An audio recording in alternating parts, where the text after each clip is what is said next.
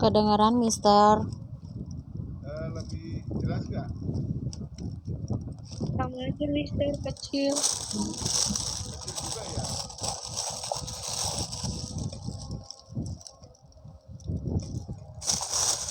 Halo? Gimana? Kecil nggak? Masih kecil, Mister. Mister, maaf. Mutiara Musdalifah minta di ACC, Mister. Oh ya.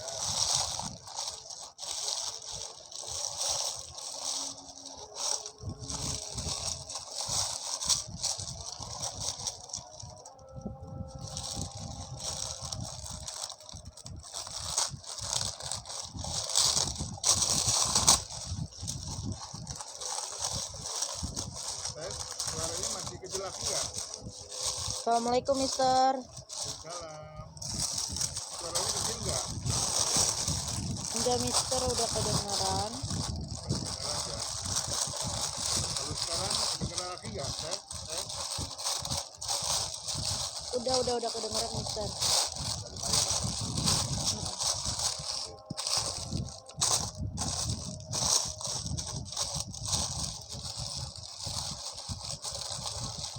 Udah 15, ya udah kayak mulai aja ya.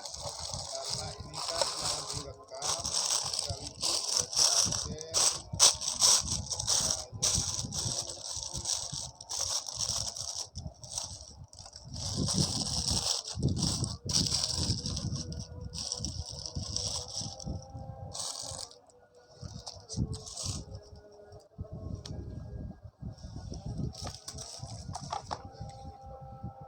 Oke, kita mulai ya. Ini saya satu absen. Recording in progress. Oke, sambil nunggu temennya kita mulai. Assalamualaikum warahmatullahi wabarakatuh. Waalaikumsalam warahmatullahi wabarakatuh. Gimana suaranya lebih apa? Udah agak jelas? Udah jelas, Mister. Oke. Berarti harus pakai ini kalau ini ya. Pakai mic. Oke, kita mulai sambil nunggu teman kita. Masih ada 6 lagi ya. Gak apa-apa, kita sambil review. Hari ini kita materi 1-2 full kita materinya akuntansi manajemen ya. Terus minggu depan kita akuntansi biaya 2. Nah, untuk 2 materi ini saya akan menyelesaikan materi sisa kemarin yang teori, sama ada 2 kasus berkaitan dengan JIT. Nah, saya akan coba kasusnya, saya akan paparkan dalam Excel ya. Moga-moga ini kebetulan juga soalnya simpel ya, jadi saya kira nanti bisa disampaikan dalam bentuk Excel. Oke, sebelum masuk ke sana ya, sedikit kita review. Kita tahu kemarin ya, konsep akuntansi manajemen di sini adalah bahwa akuntansi ini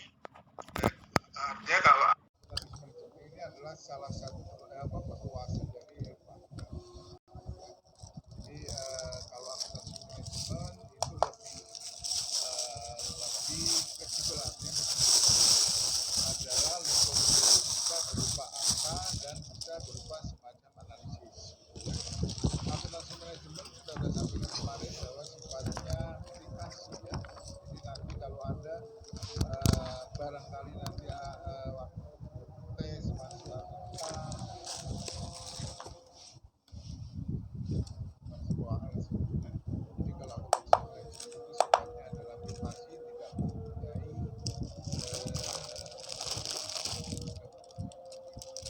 pedoman tapi gitu ya. Dan mereka juga akan berikan standar, tapi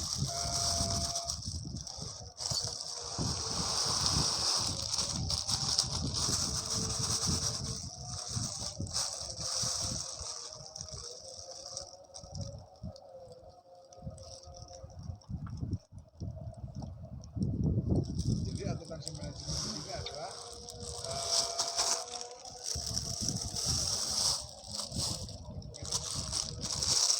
sama ada akuntansinya, tapi kalau kita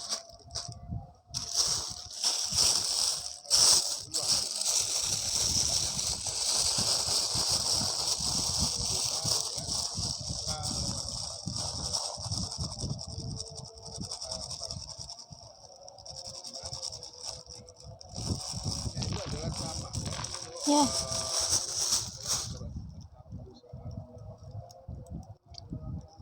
bisa memberikan suatu dari beberapa sehingga nanti laporan yang ada nanti akan menjadi pedoman ke manajemen ya, staf atau seluruh karyawan bagaimana suatu kebijakan itu kita ikuti ya. Akuntansi manajemen juga mempunyai berbagai produk ya, dan laporannya itu cenderung lebih saya sih malah lebih luas gitu ya, karena di sana akuntansi manajemen lebih fleksibel memberikan suatu informasi ya, berkaitan dengan analisis lapangan. Kemarin kita contohkan adalah marketing ya, marketing di suatu daerah bagaimana dan itu kita bukan gitu ya, kita pemain lama di sana yang juga sudah ini saing lah gitu ya, baru kita memberikan harga yang misalnya lebih tinggi. Kita memang bukannya mereka memberikan harga lebih tinggi. Kenapa? Karena kita produk kita berawal misalnya dari kantor pusat, padahal dari Jakarta kita akan masuk langkah di Medan, nanti pastikan ada tambahan biaya transport dan sebagainya. Nah, karena produknya sama, ternyata harganya kita lebih tinggi dan kita tidak mempunyai spesifikasi yang khusus ya, sehingga bersangkutan itu sudah dulu ya produk kita harganya ini. Makanya konsep ya pelaporan akuntansi itu akan menentukan apakah produk saya akan masuk ke sana atau enggak, akan membuat produk baru atau enggak, dalam rangka untuk perluasan masalah. Itu sedikit banyak berkaitan dengan akuntansi manajemen. Saya akan masuk ya, sekira sudah 18 ya, 17 ya, karena saya masuk satu kontrol.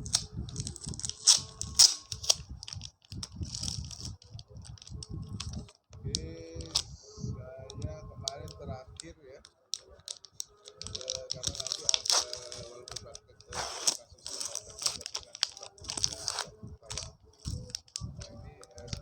kemarin kita review perbedaan antara manajemen accounting dan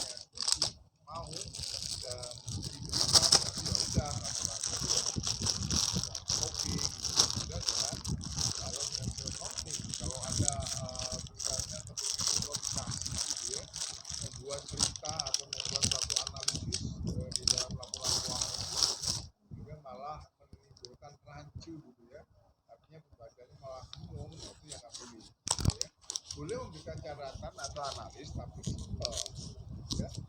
Lalu analis secara global Anda bisa membuat dalam sesi tersendiri, artinya dalam catatan dan tidak boleh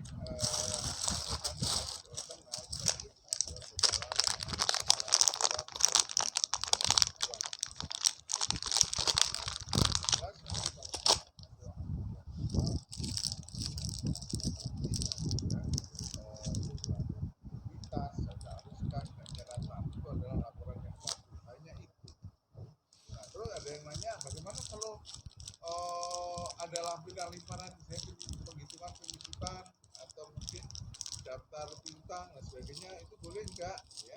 Kalau untuk keperluan eksternal itu sebenarnya juga dalam standar itu tidak mewajibkan, ya.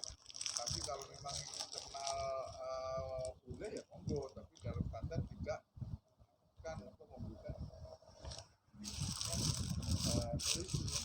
tetap daftar hutang customer misalnya, terus ada misalnya datang daftar itu nggak wajib, tapi kalau memang diperbolehkan juga, ya tidak dilarang, tapi tidak wajib. Terus ada biasanya non financial information society for people, artinya adalah laporan keuangan, ya, untuk keuangan finansial atau non, ya, atau kita catatan atau apa analisis gitu, ya. Sifat informasinya adalah subjektif, ya. Jadi artinya adalah bisa dibilang tidak independen, jadi tergantung dari tempat. Nah, dan itu karena memang ada instruksi pimpinan khusus. Ini kok saya ragu dengan harga pokoknya misalnya. Coba diulang lagi, apakah benar ini? Ya. Nah, jadi nanti analisis, misalnya ada audit, apakah benar bahwa komponen produk A misalnya benar-benar memang akan mengeluarkan biaya pokok sebesar. Nah, beda dengan akuntansi, ya, sifatnya adalah objektif. Objektif di sini adalah berkaitan langsung dengan transaksi yang dan yang terjadi secara real, ya. Jadi tidak melihat analisis yang meluas, artinya adalah dia hanya fokus ke transaksi yang berkaitan dengan keuangan. Dia tidak melihat misalnya perusahaan sedang melakukan pengembangan, perusahaan sedang melakukan perluasan produk, perusahaan sedang melakukan misalnya membuat suatu pabrik baru di suatu daerah dan sebagainya. Boleh memberikan suatu analisis tapi simpel, ya, dan itu adalah terkait dengan transaksi keuangan, misalnya perusahaan sudah mengeluarkan uang 1 miliar gitu, ya, tapi ternyata begitu dilihat bahwa ternyata perusahaan ingin membuat semacam rest area misalnya, atau untuk perluasan usaha nanti akan disewakan kepada para produsen atau mungkin para pedagang dan sebagainya, nanti hasilnya itu akan jadi penambahan omset perusahaan. Nah, itu boleh dijelaskan, tapi selingkup hanya itu aja, gitu, ya, yang berkaitan dengan uang yang keluar atau uang yang akan masuk. Kalau yang menurut manajemen accounting nanti bisa meluas lagi, gitu, ya, bukan menjelaskan itu aja, tapi nanti akan resikonya atau nanti ke depan itu seperti apa, tingkat bersaingnya gimana, terus nanti apakah jangka waktu tertentu itu pasarnya masih ada atau suatu waktu pemerintah punya kebijakan tersendiri, akhirnya rest area dipindah sehingga investasi miliaran itu mungkin belum ketutup atau belum ketutup tapi baru menghasilkan belum sesuai dengan estimasi kita. Terus emphasis on the future, artinya adalah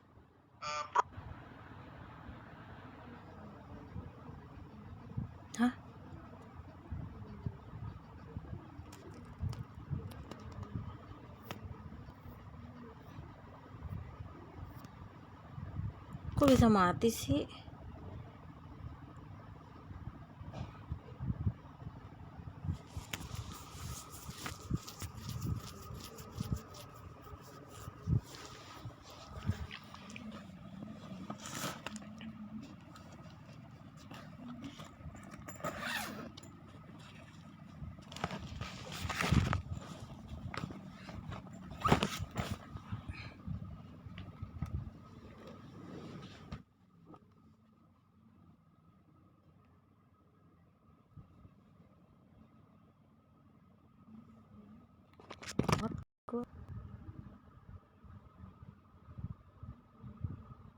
Recording in progress. Menghasilkan prestasi itu. Makanya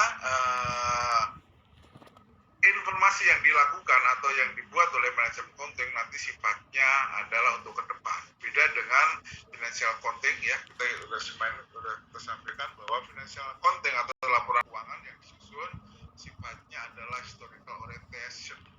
Jadi adalah produk atau transaksi yang sudah lewat.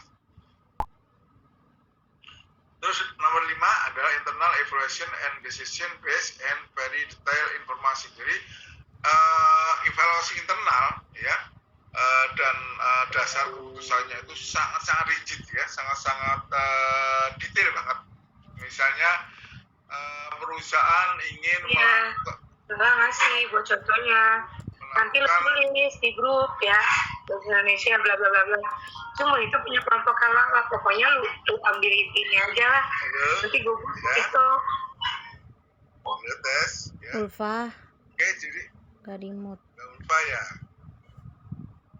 Oke. Jadi informasinya itu sifatnya sangat-sangat rigid sekali dalam rangka sebagai dasar suatu keputusan.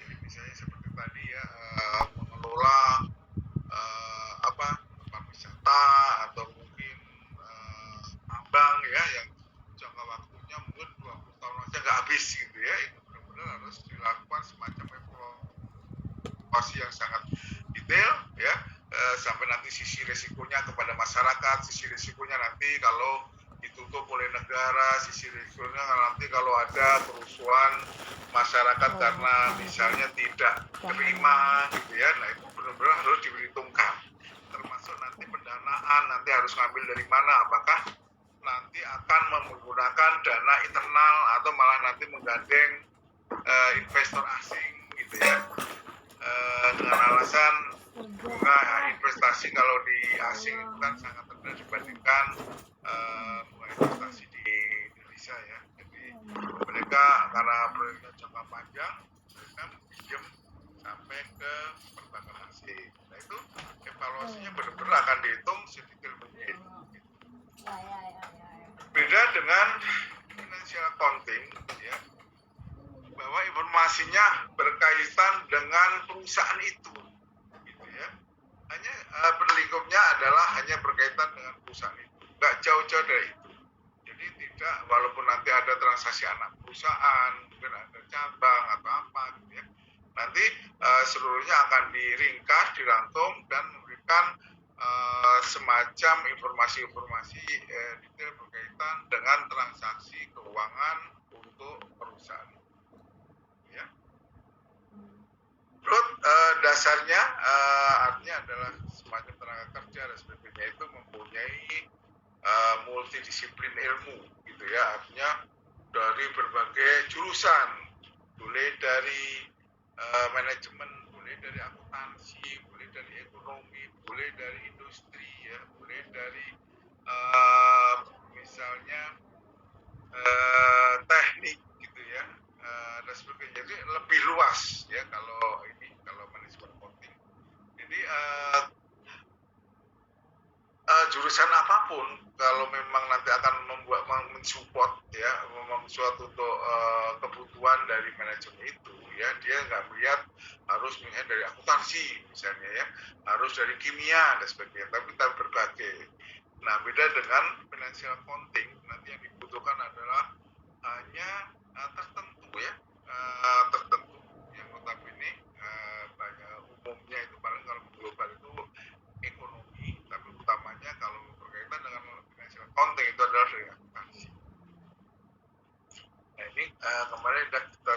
silakan pertanyaannya, saya lewat aja ya. Kemarin kita udah sampaikan juga. Saya akan masuk karena sudah lengkap ya, sudah 18 kurang 2. Saya akan melanjutkan yang kemarin aja ya. Terakhir kalau nggak salah kemarin pertanyaannya adalah ini, sebelum kita ganti ya. Sebutkan contoh laporan keuangan yang dihasilkan oleh financial accounting dan manajemen accounting yang Anda temui di lingkungan kerja maupun di lingkungan masyarakat sehingga kelihatan perbedaannya, gitu ya. Kalau di lingkungan kerja jelas ya, kalau laporan financial accounting itu adalah hanya satu, laporan keuangan ya, bisa bulanan, bisa triwulan, bisa semester atau bisa tahunan ya, atau laporan yang sudah diaudit oleh kantor akuntan misalnya, itu adalah financial accounting. Nah, kalau manajemen accounting apa? Banyak juga gitu ya. Misalnya dalam suatu divisi anggap aja SDM, ada pelaporan misalnya analisis kinerja karyawan. Jadi penilaian karyawan untuk melihat apakah karyawan yang sudah kerja di perusahaan ini semua produktif gitu ya. Jangan sampai asal ngambil, ternyata banyak kerjaan yang sebenarnya bisa dikerjakan 1-2 orang, ternyata sampai rekrut sampai 5 karyawan. Sehingga apa efeknya? Efeknya kita biayanya tinggi, tapi yang dikerjakan ya hanya itu gitu ya, analisisnya juga nggak banyak. Makanya misalnya SDM memberikan suatu evaluasi karyawan, apakah perusahaan karyawan sudah memiliki kerja yang bagus misalnya, atau misalnya perhitungan pajak karyawan. Nah, itu juga termasuk laporan manajemen accounting gitu ya. Jadi setiap bulan SDM membuat hitungan PPh 21 karyawan ya, sesuai dengan masing-masing dan dihitung sesuai tarif. Atau SDM melakukan perhitungan misalnya BPJS gitu ya, karena sekarang sudah wajib. Atau yang lainnya misalnya bagian marketing ya, yang selalu kita jadikan sampel, misalnya ingin melakukan perluasan market ya. Jadi dia tidak hanya di Jakarta tapi akan meluas pelan-pelan misalnya ke Lampung gitu ya, atau mungkin ke Palembang, atau mungkin kalau ke Jawa ke Bandung misalnya, atau mungkin ke arah Semarang. Dan nanti bagian accounting sebelum produk masuk ke sana ya, akan melakukan suatu evaluasi. Apakah produk-produk yang akan dipasarkan di sana nanti kira-kira itu akan diterima pasar enggak? Terus kita juga akan lihat juga pemain pasar di suatu daerah yang akan kita masukin itu, mereka mempunyai produk yang sama dengan kita yang punya enggak? Gitu ya. Seandainya sama, kira-kira kualitasnya gimana? Makanya waktu saya jadi direktur di suatu perusahaan manufaktur sepatu ya, sebelum kita melakukan produk sepatu baru dengan model baru, biasanya kita itu survei dulu ya, tim marketing akan survei, bahkan mereka itu kasih bekal, maksudnya makanya bekal ini adalah boleh beli sepatu yang menjadi tren pada saat itu, nanti dibeli. Nah, dari sepatu yang kita beli, sepatu, sendal gitu ya, baik untuk cewek atau cowok yang sesuai dengan yang akan kita produk, biasanya kita beli terus kita bongkar gitu ya. Kita bongkar, kita teliti ya, bagaimana pengelimannya, bagaimana cara membuat model-modelnya, pernak-perniknya. Nah, itu kita nyuri produk itu, terus kekuatannya itu seperti apa gitu ya. Tentunya yang diambil sampel adalah produk-produk yang memang banyak diminati pasar gitu ya. Kenapa kok produk ini, sepatu ini kok sederhana tapi diminati pasar gitu ya. Oh, ternyata sederhananya ini pemakaiannya lebih nyaman gitu ya, tatakannya lebih empuk ya. Cuma dikasih semacam semacam apa itu ya, busa atau apa, sehingga ternyata dipakai lebih nyaman gitu ya. Dan busanya pun juga harus dilihat apakah busanya itu busa yang artinya bermerek atau mungkin memang kuat dan sebagainya. Itu semuanya akan dibongkar dan dianalisis. Jadi sepatu yang dibeli, sendal yang dibeli semuanya dibongkar. Nah, dari hasil analisis itu nanti dia akan membuat suatu laporan kepada direksi atau manajer, tergantung nanti marketing itu akan atasannya atau yang membuat suatu informasi itu siapa gitu ya.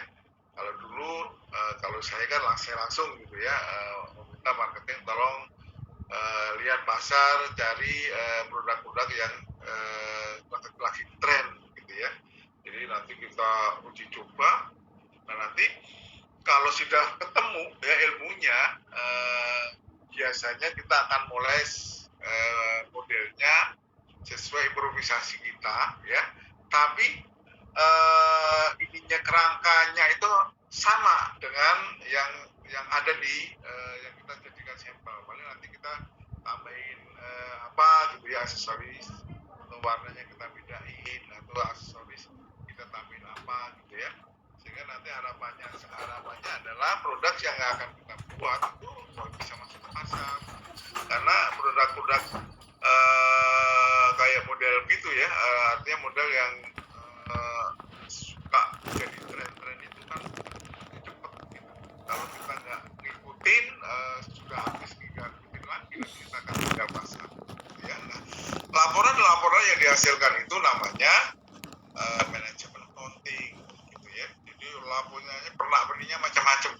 Gitu. Bahkan tergantung dari bosnya atau pimpinannya. Kalau pimpinannya punya ilmu itu, ya, ilmu marketing itu, artinya mereka mencuri model gitu ya. Jadi mereka itu akan membuat analisis secara detail banget ya.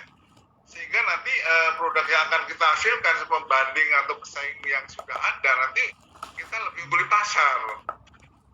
Boleh kita mungkin ternyata produk yang akan kita keluarkan karena lebih bagus gitu, biayanya lebih tinggi HPP-nya ya. Misalnya di pasar itu kita estimasikan dengan dijual misalnya sampai berapa ratus ribu gitu ya, HPP-nya pasti sebesar ini. Tapi ternyata kita buat, kalau kita tampil pernak-pernik ternyata harganya lebih tinggi, ya nggak masalah. Yang penting nanti kita lebih spesifik ya. Yang jelas nanti kuatnya hampir sama gitu ya. Terus nanti kekuatan lem, cat dan sebagainya itu harus kuat dan sebagainya. Sehingga nanti begitu sampai di pasar, kita ada tambahan pernak-pernik, pasar segera merespon gitu ya. Nah, yang agak berat lagi kan kita kalau menganalisis aksesorisnya semacam sepatu sandalnya itu cewek gitu ya. Kenapa? Karena perputaran modelnya itu sangat-sangat cepat, beda dengan sepatu atau sandal cowok itu cenderung monoton, yang penting kuat ya, yang kuat dan modis gitu ya.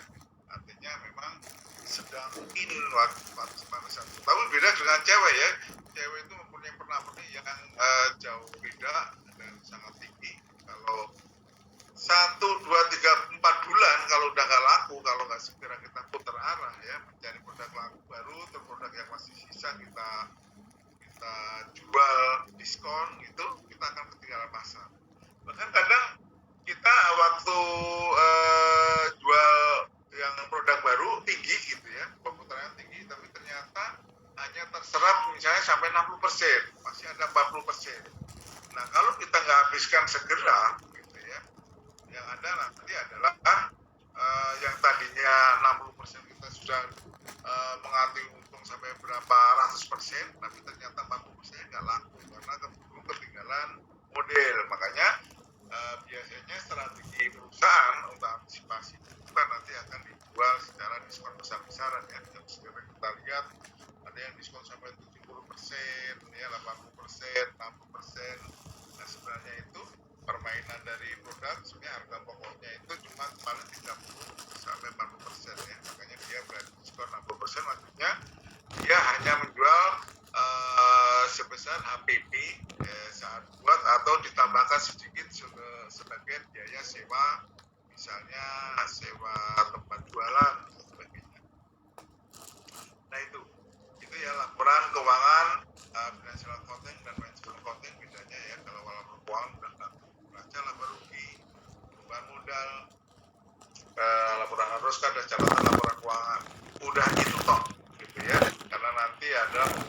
pemakainya adalah orang eksternal, gitu ya. Bisa dilihat siapapun yang mempunyai kepentingan atas perusahaan itu. Sedangkan manajemen accounting sifatnya adalah internal, ya, dan sangat detail, ya. Tadi di depan sudah dijelaskan bahwa laporannya sangat detail, dan yang tahu adalah yang memerlukan informasi itu, gitu ya. Kadang sengaja laporan dibuat ini mungkin supaya nanti pihak saya nggak ngerti, gitu ya, atau mungkin supaya nggak kecurian ilmunya biasanya kalau sudah dipakai, ya, sudah dipakai untuk acuan produk, nanti ya, hasil dari penelitian atau evaluasi itu nanti akan dihapuskan atau dihapuskan. Oke, terus pertanyaan yang kedua adalah kapan laporan keuangan atau financial accounting dan manajemen accounting diterbitkan, gitu ya. Tadinya ini akan kita jadikan sebagai tugas, tapi ya udah nanti kita akan buat tersendiri aja. Jadi laporan keuangan akan diterbitkan normalnya itu 1 tahun sekali, ya, menurut aturan 1 tahun buku yang kita anut, ya, di akuntansi Indonesia adalah 12 bulan. Nah, kalau dulu tahun buku itu bisa macam-macam, ya, bisa tutup buku di Desember, bisa tutup per 31 Januari, atau bisa tutup tanggal 31 Maret, atau saya pernah mengalami, ya, termasuk buku ya setiap ILP3I itu tutup bukunya adalah per 30 Juni, ya, tahun berikutnya. Jadi nanti tahun awal bukunya adalah 1 Juli tahun kemarin, nanti tutup bukunya adalah 30 Juni tahun sekarang. Nah, itu sudah berjalan sangat lama. Saya waktu itu beberapa kali melakukan waktu masih di kantor akuntan, melakukan pemeriksaan dan laporan. Nah, kalau nggak salah itu waktu itu terus ada informasi konfirmasi dari akuntan disarankan untuk membuat tahun buku tidak sesuai dengan tahun ajaran, tapi sesuai dengan tahun buku akuntansi, ya. Disarankan oleh pajak itu adalah per 31 Desember. Tujuannya apa? Tujuannya supaya laporannya seragam dan pemenuhan kewajiban SPT tahunan itu bisa mengikuti standar bakunya Dirjen Pajak, gitu ya. Karena Dirjen Pajak sudah menetapkan bahwa tahun buku untuk perusahaan itu adalah 12 bulan atau per 31 Desember, pelaporan SPT-nya paling lambat tanggal 30 April, ya. Sehingga kalau semuanya masuk ke tahun buku itu, kontrol pemerintah terutama di perpajakan itu lebih simpel, harapannya ke sana, ya. Sedangkan terbitnya manajemen accounting itu tidak lihat waktu, ya. Bisa bulanan, bisa pertengahan bulan, bisa bahkan dalam 1 tahun sekali, gitu ya, atau dalam 1 tahun beberapa kali, ya, tergantung pemakaian, gitu ya. Jadi terbitnya manajemen accounting itu tidak ada waktunya, ya, tergantung maunya internal itu seperti apa, gitu ya. Kalau memang nanti mau 31 Maret, ya udah nggak apa-apa, cut off misalnya, cut off untuk analisis suatu perkembangan pemasaran atau pembuatan penjualan produk di daerah Bandung misalnya akan di cut off 31 April, 30 April, atau dibuat misalnya tiap 6 bulan sekali harus laporan seluruh cabang itu harus ditarik ke pusat untuk dilakukan konsolidasi laporan berbentuk angka maupun berbentuk narasi, gitu ya. Nah, itu nggak masalah, makanya nggak ada aturan bakunya, ya, tergantung dari maunya owner atau pimpinan, gitu ya. Jadi laporan keuangan accounting itu terbit per 31 Desember tahun ini, ya, 2021 atau kapan, gitu ya, berarti 31 Desember. Sedangkan manajemen accounting itu tidak ditetapkan, ya, sesuai dengan kemauan pimpinan. Oke, saya lanjut, saya cek, ya.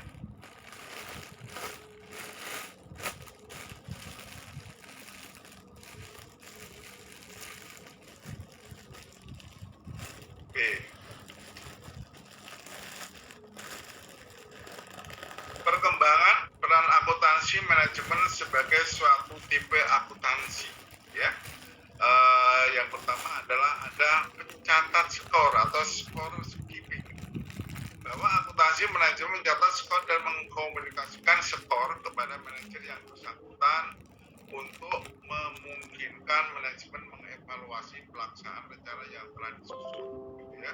Jadi akuntansi itu juga mencatat semacam ini ya, skor atau ya saya bahasakan target lah gitu ya, yang dibuat sesuai dengan keputusan yang sudah dilakukan oleh manajemen, sehingga nanti memungkinkan transaksi yang sudah jalan nanti sebagai dasar untuk mengevaluasi pelaksanaan rencana kerja yang telah disusun sebelumnya.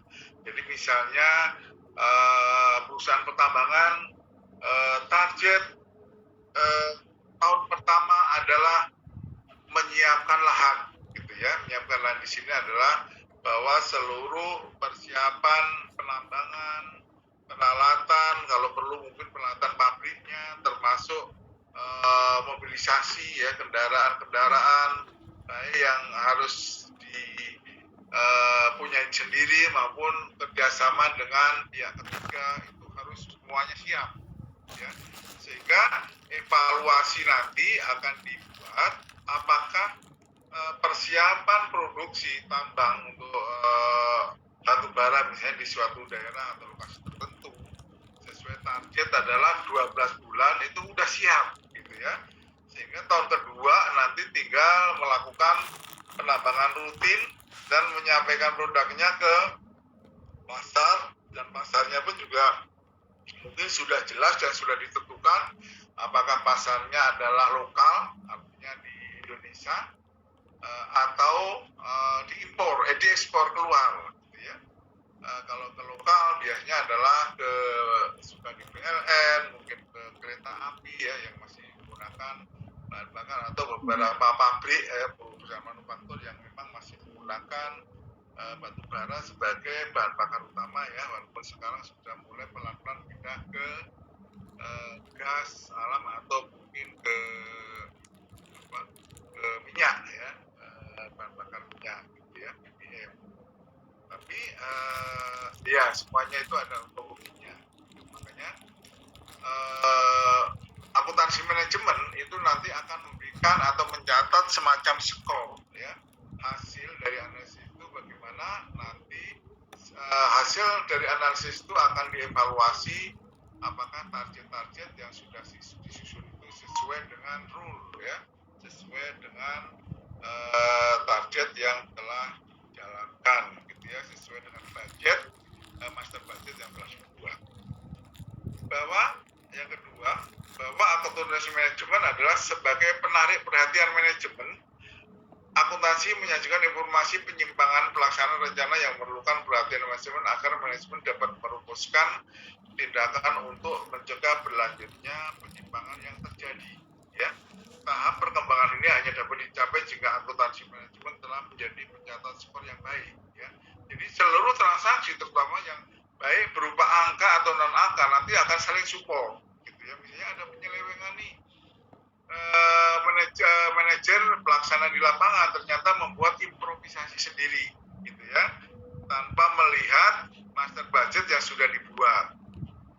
Dia mempunyai pemikiran bahwa saya dengan membuat tambahan estimasi seperti ini nanti produknya akan semakin bagus misalnya, padahal master budgetnya tidak mengarah ke sana, tetap maksudnya adalah sesuai lingkup produk yang sudah ditetapkan.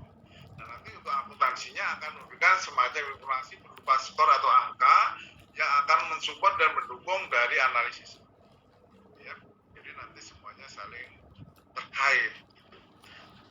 Akuntansi manajemen menyediakan informasi untuk penyelesaian masalah atau problem solving. Jika manajemen telah mengandalkan informasi yang dihasilkan oleh akuntansi, ya, manajemen, maka mereka akan selalu mengundangnya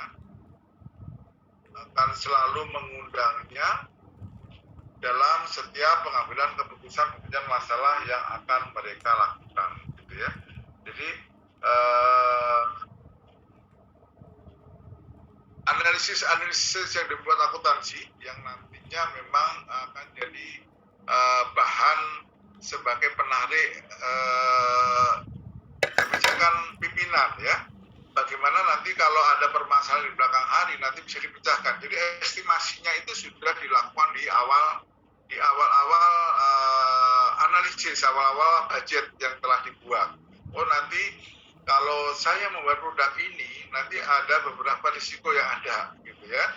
Risiko nggak diterima pasar, risiko nanti misalnya bahan bakunya susah mencarinya ya karena mungkin terbatas atau terpaksa ekspor gitu impor ya atau mungkin masalah kendala di alam misalnya ya ternyata nanti dengan adanya bencana alam ternyata banyak menutup akses atau sekarang ya berkaitan force major di sini adalah yang sekarang terjadi adalah karena pandemi COVID-19. Nah itu salah satu kejadian yang force major ya, yang tidak diduga-duga, yang mungkin banyak pengusaha itu tidak memprediksi risiko sampai berapa tahun ya, biar mereka pikirkan dulu pandemi itu kan paling nggak jauh dengan pandemi lainnya kayak burung gitu ya, kayak misalnya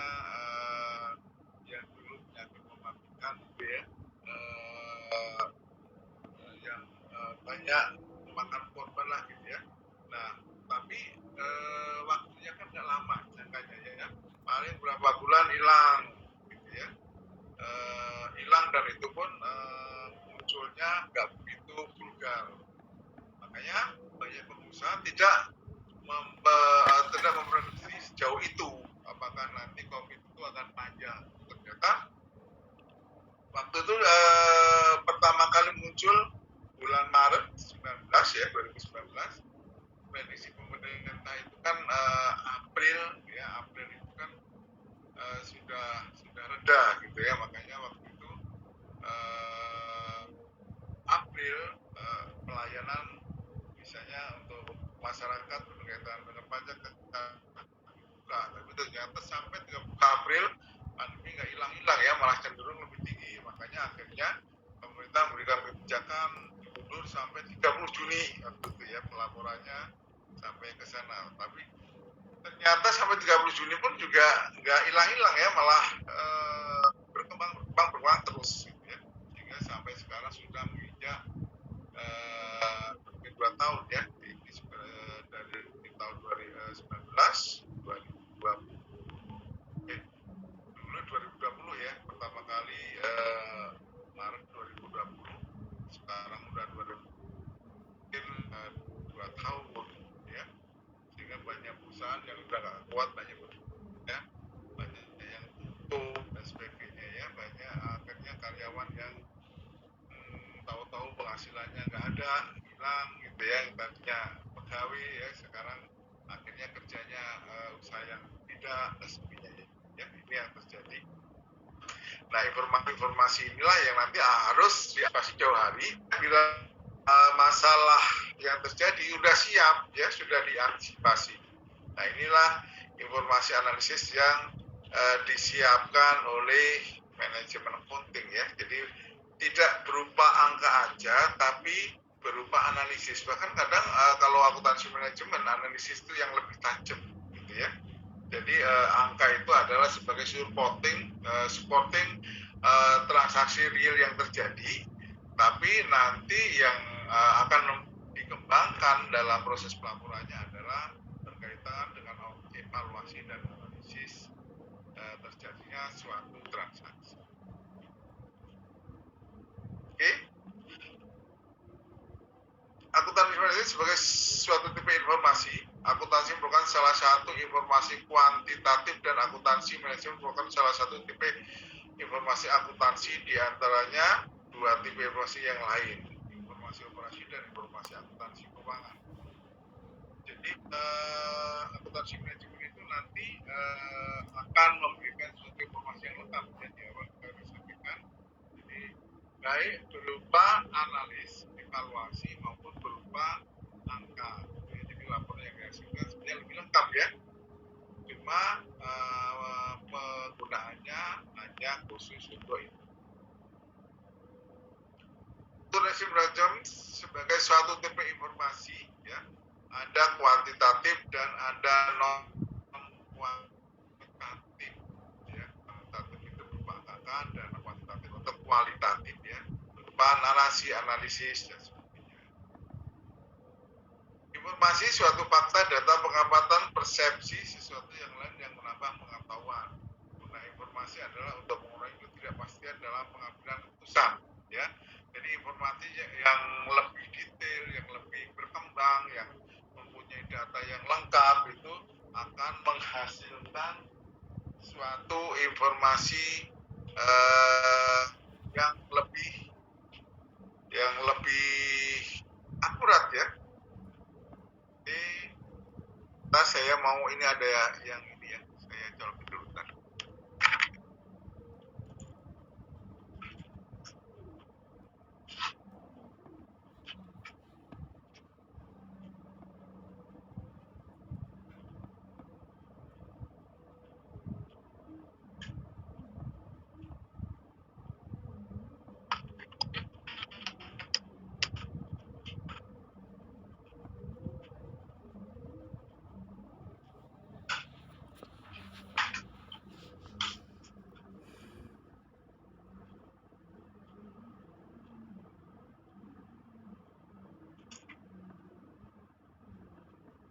Oke, lanjut ya. Tadi ada laptop pengontrol baterainya habis. Lanjut ya tadi. Jadi guna informasi ini adalah mengurangi ketidakpastian dalam pengambilan keputusan. Artinya adalah informasi yang dihasilkan dengan cara memberikan suatu informasi yang sesuai dengan kondisi, gitu ya.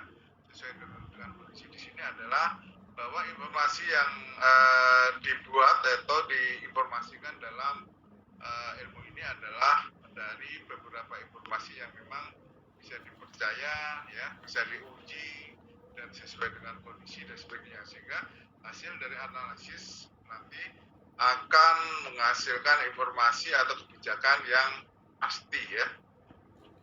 Oke. Informasi yang dapat mengurangi ketidakpastian adalah informasi kuantitatif, ya.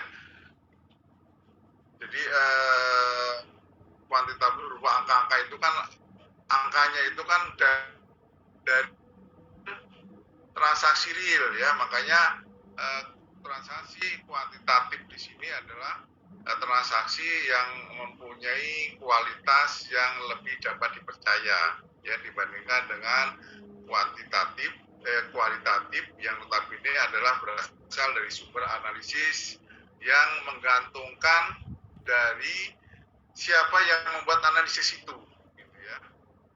Jadi kalau yang membuat analisisnya ya mempunyai ilmu terbatas, ya hasilnya ya seperti itu, gitu ya. Tapi kalau yang membuat analisis adalah orang-orang yang mempunyai pemikiran luas, ya, mempunyai ilmu yang mumpuni, ya, hasilnya pasti lebih akurat.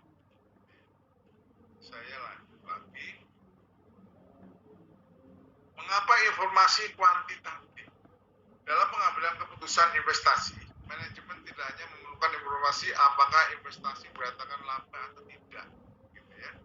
Tapi lebih dari itu perlu informasi bersanya rate and return atau payback period, ya.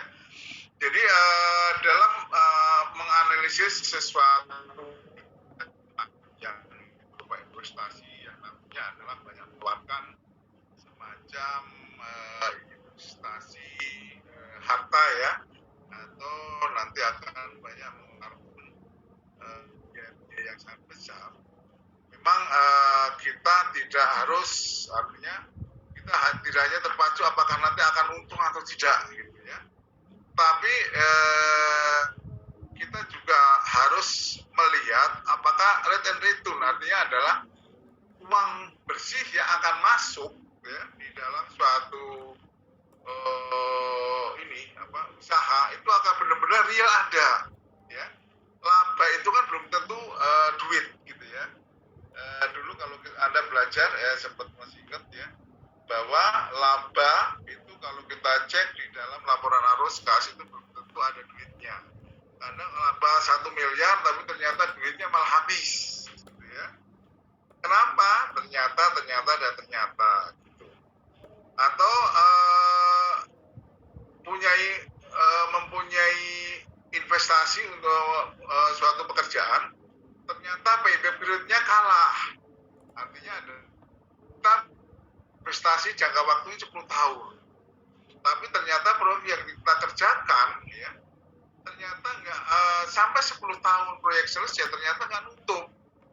Dan nutup di sini adalah tidak menutup dari nilai investasi yang ada, malah kurang. Nah ini nanti kalau Anda belajar manajemen keuangan nanti akan tahu gitu.